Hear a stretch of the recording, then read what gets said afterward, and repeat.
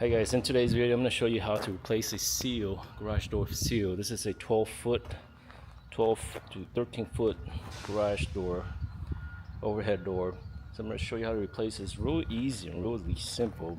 When you think it is pretty high, but you guys can see here I start taking it apart here, taking it off. It looks like there's 8 inches in between nails. You just got to get a plier here. And you just go up here and you just, as you can see here, you go up here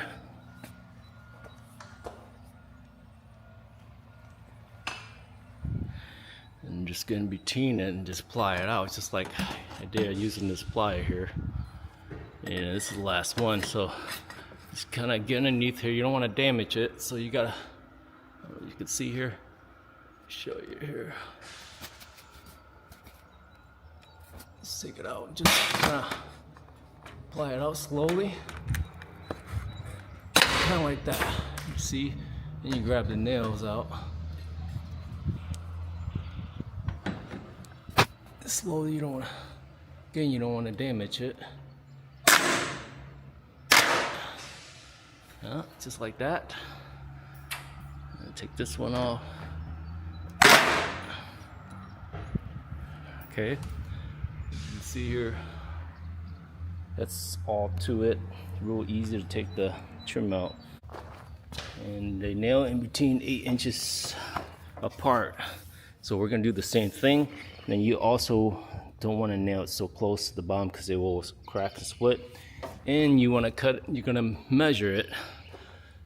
Get the tape measure, measure it from top to bottom.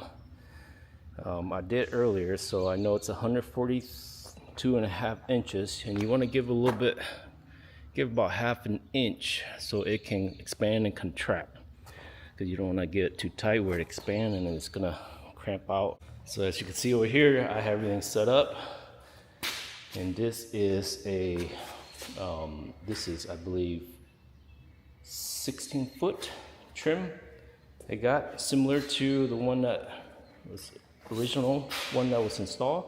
So we're gonna measure it at this end.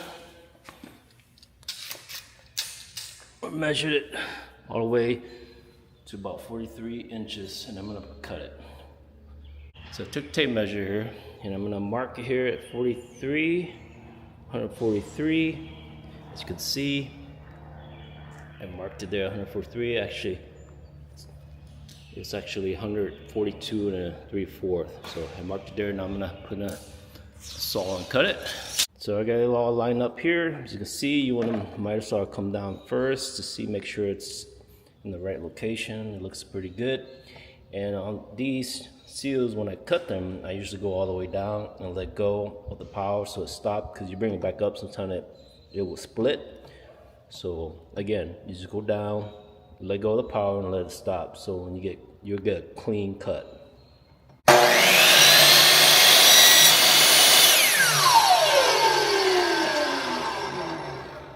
When you see it's a clean cut, when you do it like that, just go all the way down. Don't bring it back up really quick, because you get splinters and get a rough cut.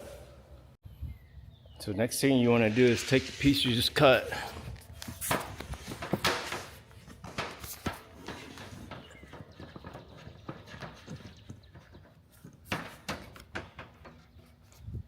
next thing you want to do is take the piece that you cut, and you just want to line up, make sure it fits perfectly.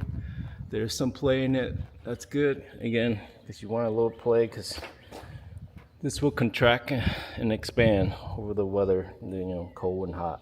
You want to give a little space, little leg room to expand. So it's perfect. Now what we're going to do is we're going to lay down and pre-nail it. And what I did was, put this on the floor here. What I did was I pre-nailed these exactly, or tried to be exactly what they already did.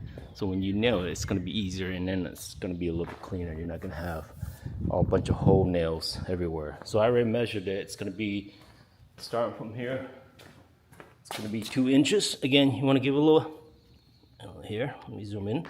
correct zoom. Again, you're gonna want to give it away from the edge, because you get too close, it's gonna split.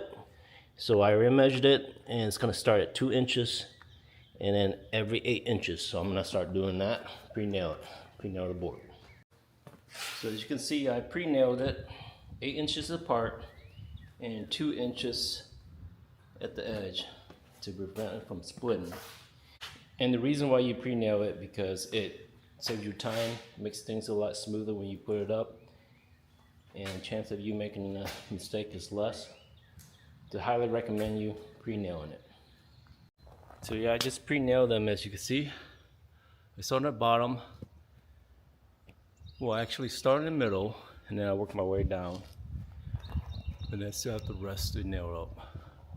But you want to pre-nail them and then finish off on it, and make sure there's no gap. And the type of nail you want to use is, the thinner type of nail here. The wood nail, at the same time, you want it thin, so it can go straight. It can penetrate straight to the steel panel and into the wood. So here's a finished installation replacement of the seal. The next thing you want to do is you want to close the garage door. Make sure there's no gap between the seal and the door. So let's do that here and close it.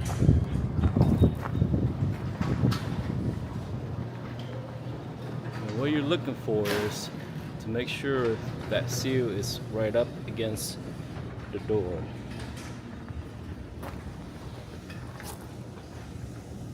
The reason for that is so there's no gaps, so no critters can get in there. As you can see, it's pretty well sealed. Looks good. A little bit clearance down there for it to expand and contract. Looks good. Perfect. So that's how you install it. It's real easy, real simple. You do yourself, save yourself a couple $100 instead of getting somebody to come out and install it.